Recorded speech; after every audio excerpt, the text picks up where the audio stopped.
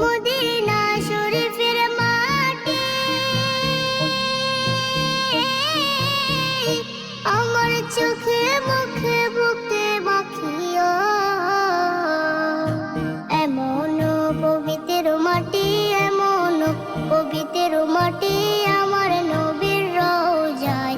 তোমরা যদি যাও গো মদিনায়, তোমরা যদি যাও গো মদিনায়। ইয়া রাসূলুল্লাহ, ইয়া হাবিবাল্লাহ, ইয়া রাসূলুল্লাহ,